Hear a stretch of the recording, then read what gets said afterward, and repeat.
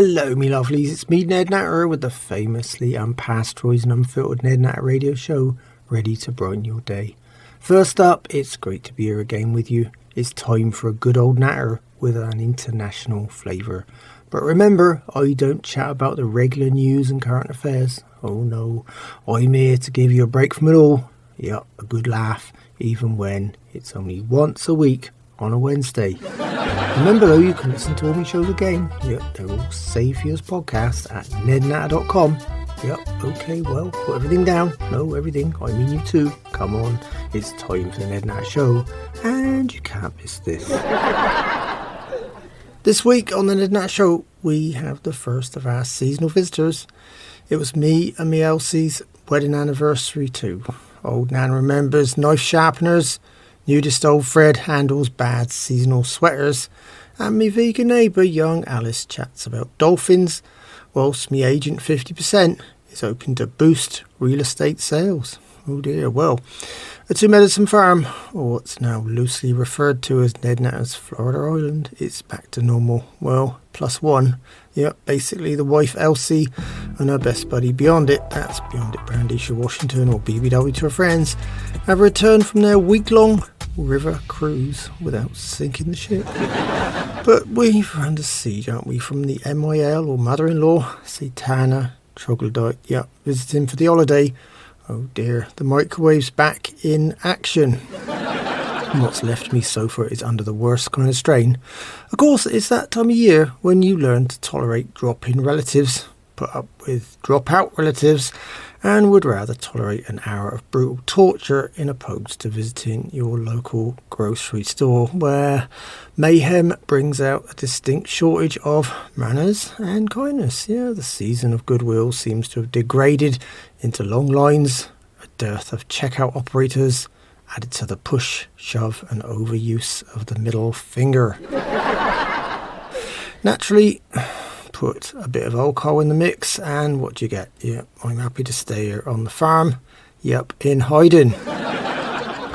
Then, naturally, this week with some folks might celebrate what I'm ready to consider, well, shall I just say, closer to commiserations. Yeah, it was me and the wife Elsie's wedding anniversary. You know, it's not really something I can ever forget, obviously away from the, the joint wedding and Christmas gifts we received back then. Yeah, when a few relatives, the kind of tight-fisted ones, were even mean enough to buy us a box of crackers each. Yep, nothing like paper hats and plastic jewellery to start a happy marriage on the way, is there? Add to that, everyone's heard of shotgun weddings. Yeah, well, mine and Elsie's was more of a machine gun and flamethrower style wedding. The troglodyte family are a warring lot, and all arrived packing more than just the basics.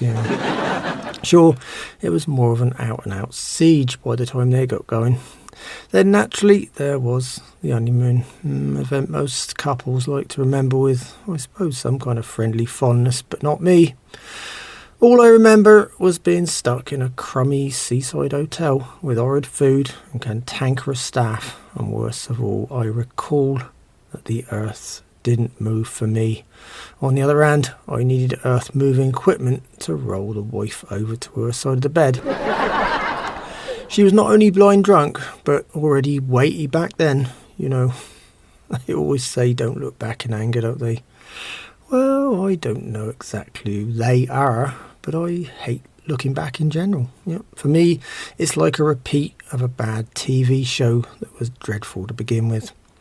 Anyway, to bring things back up to date, we exchanged gifts as always. I bought Elsie a monster box of her favourite imported chockies, and she bought me the most romantic gift imaginable. Yeah, new socks. On the other hand, they are more useful than she is around the farm. Add to that, Elsie, Beyond It, Nan and Toshiko and the MIL celebrated with a crate of whiskey. Yep, blind drunk again, only this time they didn't have to move Elsie or anyone anywhere. She passed out in the sofa, and with the five of them snoring in unison throughout me farmhouse. It would have been quieter at the starting grid of NASCAR. By the way, back to the farm, we've seen no new recruits for the artist retreat this week. No, well, I guess it's the time of year, so for now it's still looking more like an artist rehab and not a retreat. We camper artist retreat manager Quinton's eager to get more like-minded folks here on the farm, and the last to show was Norman. Quinton likes to call him one of the angry young men. Yep, 50 years too late, and I assume I'd be angry if me parents had opted for a name like Norman anyway. Still, Quinton's all over him and Norman's all over us. I mean, he creeps up behind you and spouts lines of what he thinks is poetry. Yep, poetry, it's always about the most banal things too. I mean, I don't associate tractors or cabbages with poetry. On the other hand, a while back Quinton did have a bash at poetry, and that included cabbage poetry alongside his manically depressed viewpoint. Maybe they'll combine their efforts, and destroy the meaning of the word poetry forever. Oh dear. Maybe they could just recite their joint creations in me field. At least that way, it'll keep most of the bugs at bay, eh? The Snowbird couple, Martha and Marty, the vaudeville act, have promised us a special seasonal show, and I hate to think. Worse still, they're insisting they use me horse's stable as a stage for it. I wonder why. Me poor old horse is lame already, but not as lame as Martha and Monty, though. But lame all the same. Either way, there is an upside to them borrowing me stable. Yeah, I'm allergic to the straw, and I won't be able to attend their rather odd event.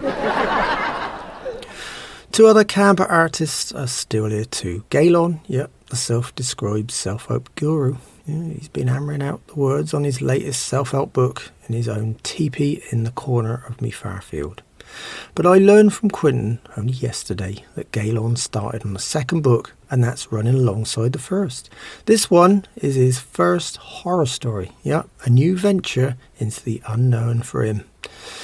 It's called The Monsters at 2 Medicine Farm. Oh well, he can write about them, but I have to live with them, don't I? Maybe I should swap places with Galen. I mean, I'll move into his cosy little teepee and he can stay in the house with the monsters. At least that way he can gain first-hand and real-life experience for his novel. The only danger is if Satana mistakes him for fresh meat. Yeah, she does get very predatory from time to time. Then the deeply unhappy Wilmer, our angry, recently divorced sculptor, is still tapping away night and day at that huge lump of Indiana limestone, and it's finally starting to take shape. Well, I'll just say shape and stop short of anything else. She reckons it's going to be the image of her ex-hubby. Oh dear. Well, right now it's certainly a monster. I know it's a monster because me mother-in-law has been studying it with very lustful eyes. The last of our retreaters, X-Ray, that's the sexless, non-binary, uncategorised artist. Yeah, it likes to be called it, not him, or her, or them, or they even. Yep. It vanished last week. And we haven't seen it again. So maybe it was abducted after all. I just hope that if it was taken by the aliens after all, that they don't base their entire human studies on X-ray as a genuine example of the human race. Well, why? Because it'll set back their research by years. With me camper come farmhand, Quinton in charge, his peaceful partner Quaglet, the mostly blissful happy person here on 2 Medicine Farm, is still giving everyone guitar lessons. Yep, it's almost an obligatory form of relaxation at me retreat. So for Quaglet, it's strumming every night and new chords each day in between life with me cabbages. This is Ned Natter here with the Ned Natter Radio Show. I'm here every Wednesday, but you can find all my shows again at nednatter.com. Old Nan, me 95-year-old mother, and her gambling, drinking fiend and buddy Toshiko Suzuki, that's me loyal brother and black sheep of the family, Nelson Natter's wife and Beverly Hills sex first Heiner's 103-year-old grandmother. Yep, another long-lasting specimen. They've spent the week working on their December horse racing playbook. Yep, Nan decided to place her well-researched lottery numbers on 16 weeks in advance. Yep, 16 advance plays. Well, we'll see what she comes up with, eh? But she's still sticking with her wager-style gambling. With the old playbook online, the old birds have been betting like a couple of pros. 10 races at a time, and in between them races, whiskey glasses are full and they're arguing about the odds, the course, the favourites. And when the races are not running, they're so bored they're betting on who will eat the most and finish first in the Elsie and Beyond It Gannet sweepstakes. Added to that, Toshiko's privately wagering on whether old Nan will actually finally get to the door before the UPS guy runs away. I'd say that's not great odds though. I mean, he's working hard on avoiding Nan, even parks his truck right out of sight and sprints up the farm driveway to avoid the clutches of the ancient witch. Although Nan had temporarily forgotten about her formerly sub and now full-time mailman Virgil, I think she's actually put me farm dog Clay under one of her spells. Because he had Virgil corralled in the porch for at least 20 minutes this week until I came to the rescue. The old crows were watching from the window, coughing, smoking, drinking and laughing away. Me farm dog had him pinned to the wall like a no trespassing notice. I'm convinced it was Nan who sent the registered letter to herself just to see what might happen when Virgil knocked on the door for the required signature. Oh dear. Anyway, thinking of hideous nightmares like my old mother, I'm still having these really weird dreams. They've returned with a vengeance like never before. Added to that, the weirdest ones always seem to arrive when I'm having a nice nap. Never in me bed. This time I was resting up in my farm office trying to balance me accounts, but I'd failed for the third time and then just dozed off. Oh dear. I dreamt I was watching the huge Christmas tree going up outside the Rockefeller Center in New York. All was going very well until they decided to top the tree out with not the usual traditional bright crystal star, but with a huge fairy instead. Oh dear. As I watched the crane lifting the fairy up to the top of the 80-foot high spruce, I noticed the face. Yep, it was the wife Elsie, dressed like a Sugar Plump Fairy. I decided to shout out and warn everyone of the impending disaster and danger too, but as you know, in dreams that never works, does it? I was voiceless. It was only when the monstrous crane let go and equally monstrous fairy began to destroy the tree, and soon Elsie was falling, screaming and heading rapidly towards the sidewalk. Oh, I woke suddenly and missed the best part. Yeah, I never saw the part where she actually landed, and then I realised that next to me was the genuine nightmare. It was still screaming too. Apparently cockroaches still visit, even during the holidays, and Elsie's terrified of him. Yup, terrified. Just imagine how an 1.5-inch long insect must feel when it sees her. They're terrified, all right. The ones that can fly escape using their wings when they get to witness something not only that's larger, but something that also eats everything and anything in sight and makes more mess than they do. This is Ned Natter here with the Ned Natter Radio Show. I'm here every Wednesday, but you can find all my shows again at nednatter.com, where they're all stored for you as podcasts. So if you want me repeats or can handle listening to me voice all over again, stop by and say hi. On the other hand, me scruffy farmman Ding Dang seems to be getting scruffier every time I have the misfortune of bumping into him. He's been playing with sculptor Wilma's stone in the hope of getting more than just rock dust on his hands. After a refusal last week, Ding Dang tried a new approach. He bought the beer and the pizza to Wilma were having him invite her to his trailer. He soon realised that Wilma could only manage a small slice, and he ended up with the beyond it sized piece all to himself. Yep, 90% of it. Then he decided she was weird when she told him she'd never drank beer straight from a bottle before. Add to that, he can't understand or really deal with Wilma's miserable old state. No. But despite the usual drama, I've still got that unforgettable little feature on my show. So here's Ding Dang's Southern quote. Someone licked the red off her candy. Oh dear. Well, that's how Ding Dang sees Wilma's ongoing depression. This is Ned Natter here with the Ned Natter Radio Show. I'm here every Wednesday, but you can find all my shows again at nednatter.com, where they're all stored for you as podcasts. So if you want me repeats or can handle listen to me voice all over again, stop by and say hi. Well, next up, I got my new segment for you, and it's called Ned's Sagacious Moment. Yeah, I might not be a serious old sage, but I have got time to think, and I like the idea of sharing my thoughts with you, my listeners. So moving on from farm life in general for a minute, I've spent a few hours this week questioning the way ideas or fashions seem to come back in the weirdest ways. Yeah.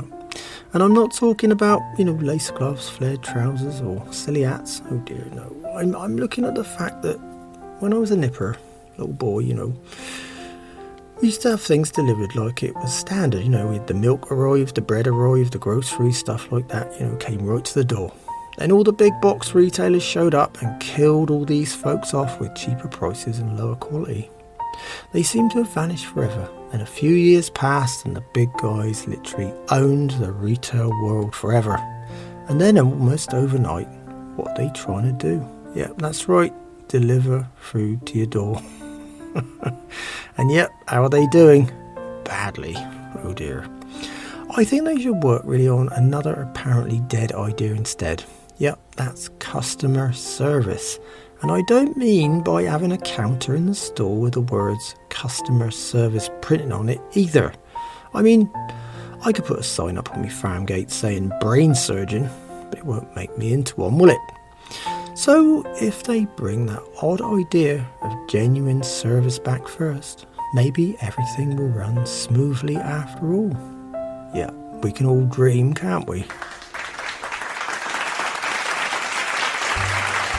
This is Ned Natter here with the Ned Natter Radio Show. I'm here every Wednesday, but you can find all my shows again at nednatter.com, where they're all stored for you as podcasts. So if you want me repeats or can handle listen to me voice all over again, stop by and say hi. Despite the colder nights, me blind neighbour old Lonnie and his housemate Nudist swinger old Fred's house is the hottest venue in North Florida for a unique swingers party every Saturday night. Yeah, it's called Do You Know Fred? Sometimes I wish I didn't. Well, there's only one guarantee. It's the same old drill. Bring a bottle, bring your wife, and potluck dishes for the buffet. Fred mingles with like-minded swingers, and yet that's often potluck too, whilst old Lonnie eats his way through mountains of free food, which helps him keep going for an entire week, and of course keeps him away from roadkill recipes and the neighbourhood pets too. So when Saturday finally rolled round, Fred told me this week's party theme was bad sweaters and tinsel underwear. Now this one really confused me, but Fred warned me last time he was getting seasonal, and then they started to show. That's right, his happy band of party swingers. Oh well, actually in greater numbers than usual. Plenty of hideous seasonal sweaters, bulging Santas, odd-shaped Christmas trees, and ugly knitted reindeer with their red noses in some very weird spots.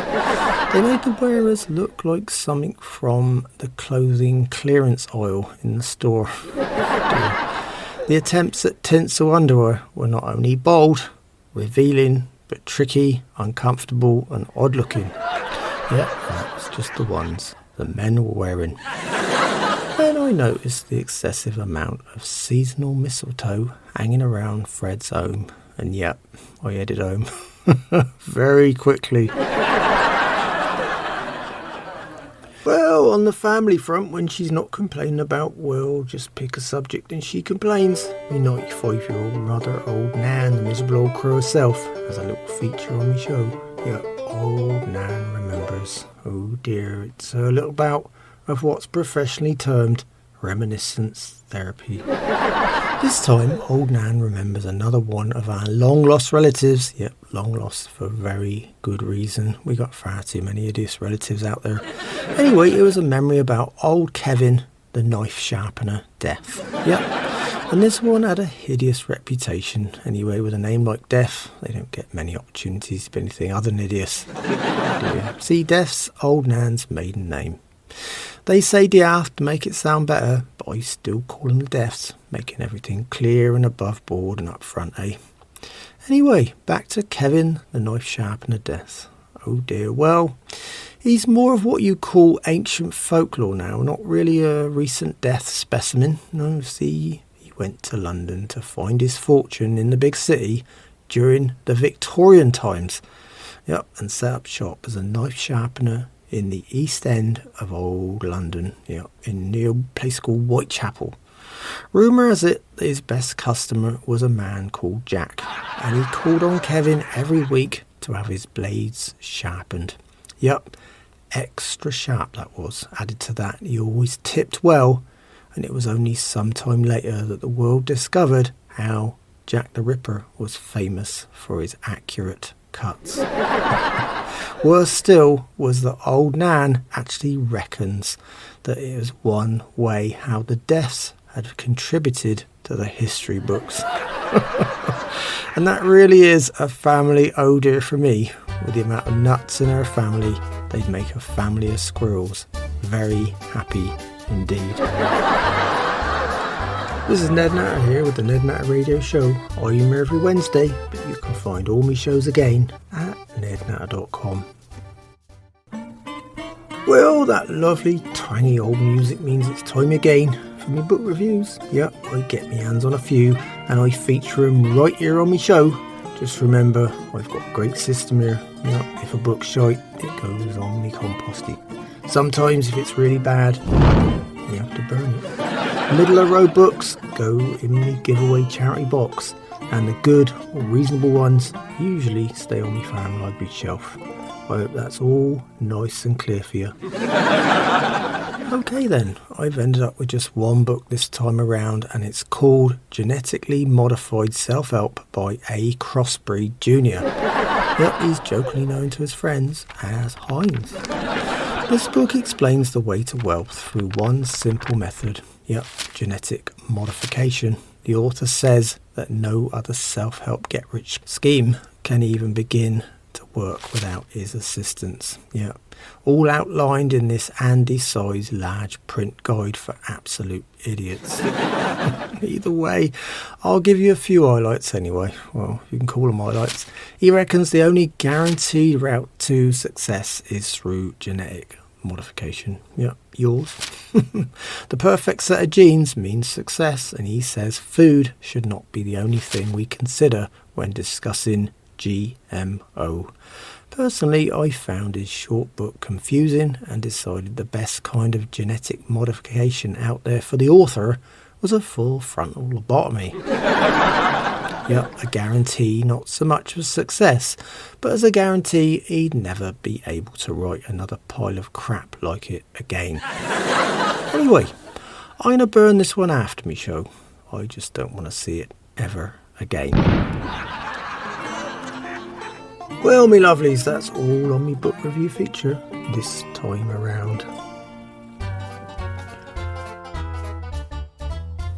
This is Ned Natter here with the Ned Natter Radio Show. I'm here every Wednesday, but you can find all my shows again at nednatter.com, where they're all stored for you as podcasts. So if you want me repeats or can handle listening to me voice all over again, stop by and say hi. I got a listener favourite coming up right now. Yep, me anomalies from around the world feature. This time we're visiting Afghanistan, and it's a revolting foodie one. Yeah, a few of my listeners say they miss the disgusting delicacies around the world, so I decided to include another one. Put it this way, I just hope you're not eating whilst I describe cash. Like ash with a K up front. Yep, you don't really know whether to smoke it or eat it. Oh well, here goes. It's a traditional dish in countries like Afghanistan and Iran. Oh dear, it's a cooked sheep's head. Yep, with everything still present. Eyes, brain, ears, teeth, tongue, the works. They even throw in its trotters for good measure. Ooh. Yeah, all head and feet with a bunch of tasty seasoning, and then they eat it for breakfast. What better way to start your day, eh? Actually, I could think of something much better. You know, I hate people staring at me at any time of day. But a sheep looking back at me from me breakfast table is taking things too far. I mean, some days I can't even face me toast and marmalade. But this definitely brings new meaning to sitting at the head of the table. This is Ned Natter here with the Ned Natter Radio Show. I'm here every Wednesday, but you can find all my shows again at nednatter.com.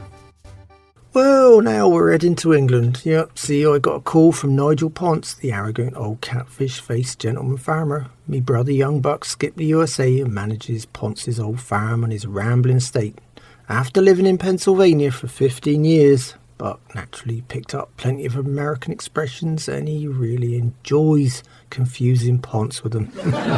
Ponce has to call me for an explanation. See, he hasn't got the internet in the manor, just good old-fashioned manners. So how could I leave the subject of Nigel Ponce without mentioning me special feature right here on the Ned Natter Show? It's called American for Foreigners.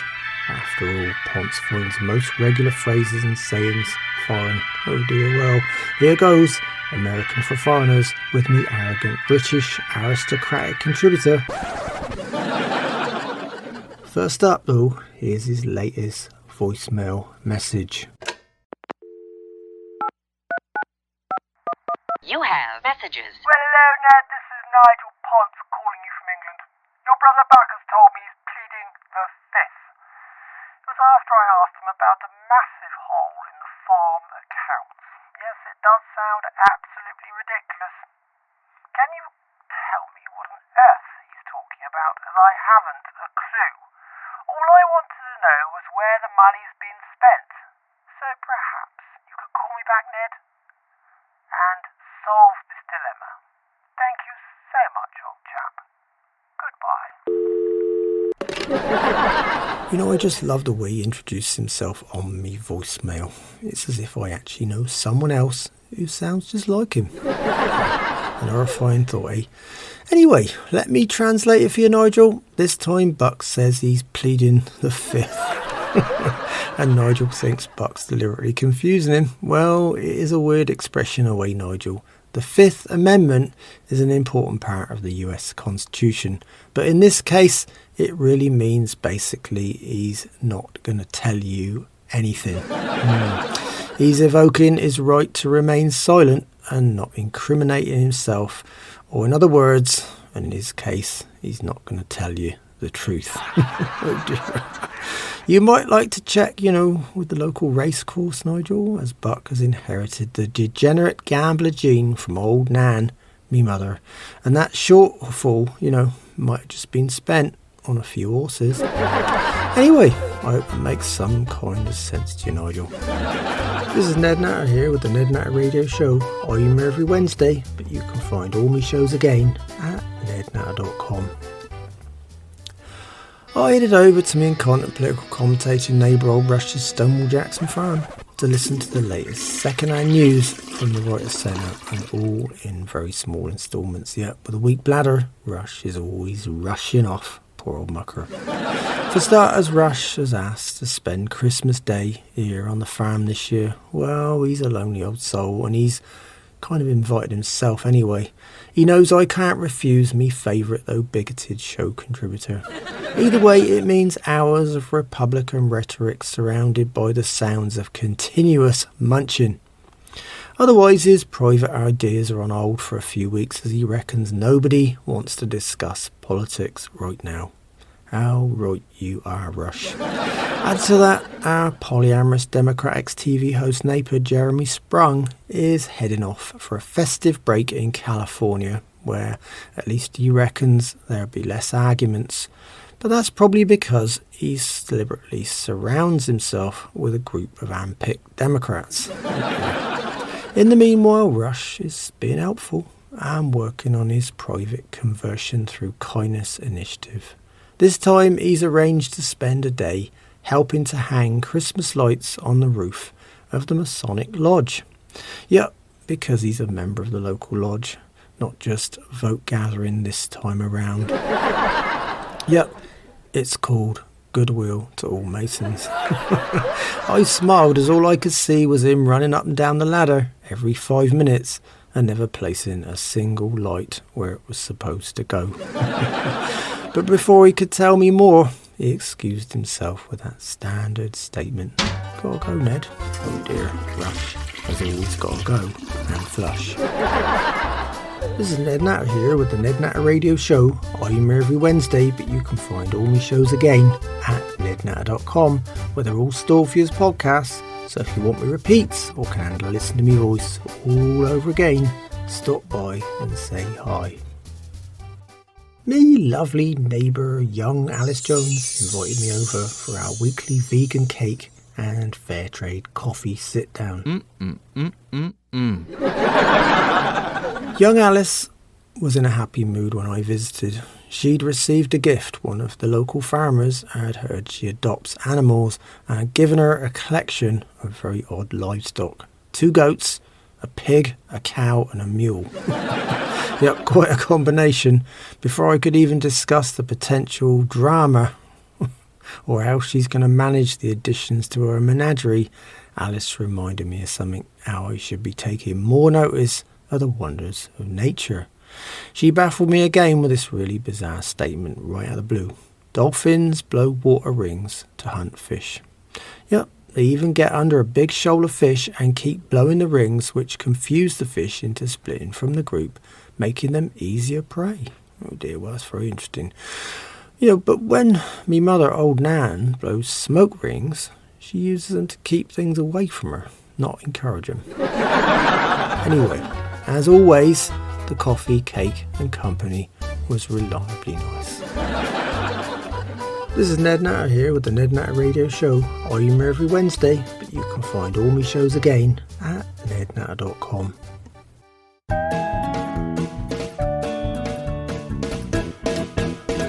Well, me lovelies, it's time for this week's questions and odd news items from you, me listeners. Yep, I got it all here on the Ned Natter Show.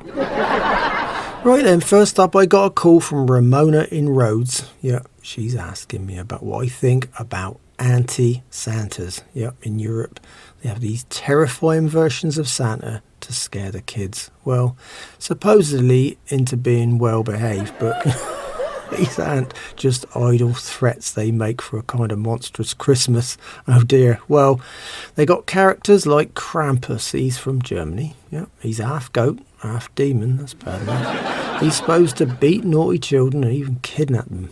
Oh dear, very nasty. Then there's another called Frau Perchter from the Alpine region of Europe. She only disembowels naughty children and fills them with straw.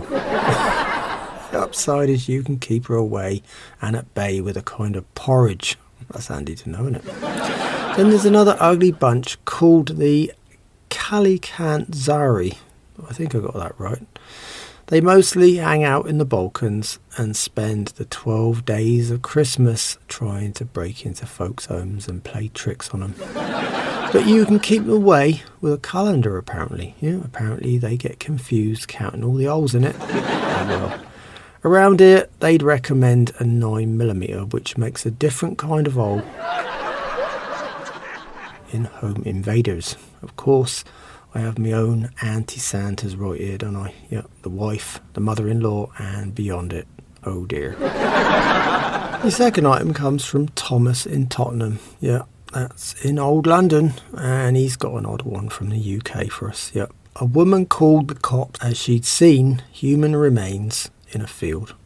Well, at least a toe when an army of cops showed up and cordoned off the field got the canine team to work and all the forensic guys on their hands and knees, they discovered a real horror. Yep, it was a half-buried potato. Sticking out of the muddy ground. Oh dear, wrong kind of toe. Now that's something to smile about, isn't it? This is Ned Natter here with the Ned Natter Radio Show. I'm here every Wednesday, but you can find all my shows again at nednatter.com, where they're all stored for you as podcasts. So if you want me repeats or can handle listening to me voice all over again, stop by and say hi. The dubious con-man agent 50% is lining me up with a new ad this week, and he's got something really odd this time around. Oh dear, I'm looking through his latest offering. As you'd expect, he's found something different, but definitely original for sure. Anyway, here goes. Have you got real estate that just won't sell? Well, you're just going to love our unique real estate price booster here at Rent the Answer. That's right, you'll see not only your value shoot up overnight, but have at least a dozen gullible buyers hammering on your door within 24 hours, and that's our unique guarantee. You decide on which one you require, and we will get it to you. And best of all, we've got fully verified and instant results today. Why not try our alien sighting with genuine scorch marks on your lawn and a fake abduction news article in the local press? Or try our friendly poltergeist, who'll rattle more than just your picture frames, or even try our realistic skeletons in your closet, or maybe even in the basement if you prefer. But wait, we've got the deal of the season, and just for Ned Natter Show listeners, with every poltergeist this month only, we're giving away our spook of the season, who actually hangs around for an entire week and puts the grip on every one of your potential home buyers. Yeah, he'll put a shiver down their spines and lift your real estate value by 10% a day. So visit our website now to learn more at spookawaythosesluggishtsales.org and rent the answer today. You know, what will they think of next, eh? Of course, I've got my own set of horrors here on the farm, but believe me when I say they'll work in the opposite way, I mean they'll frighten off every visitor and send your market value plummeting. I know from experience. I mean, one look at them and you won't want to leave the house. Oh no, you'll consider leaving the country too. Oh dear. This is Ned Natter here with the Ned Natter Radio Show, and whichever way you dice it, me show is unpasteurised and unfiltered. But that's all me lovelies, and on that note I better go. So until next time, remember farmers are getting older, some more than others. It's time some new blood came down on the farm and gave us an hand. Shite matters, without us you wouldn't have anything to eat. Without me, your Wednesdays won't be much fun. In the meantime, you can find me and all my radio shows at nednatter.com. Yep, they're all safe as podcasts too. Add to that, there's me social media links, so come by and say hi.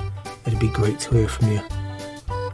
Thanks so much for listening. It's been a pleasure chatting with you again, and I hope you join me on the Ned Natter Show soon. So until then, keep a smile on your face, think positive, and don't sweat the small stuff. The grass is not always greener on the other side. It might just be a freeway. Goodbye, me lovelies.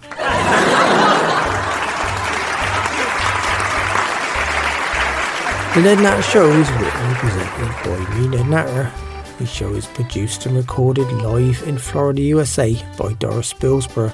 And the Ned Natter Show is managed and represented by Grace Windsor at Nexus Media.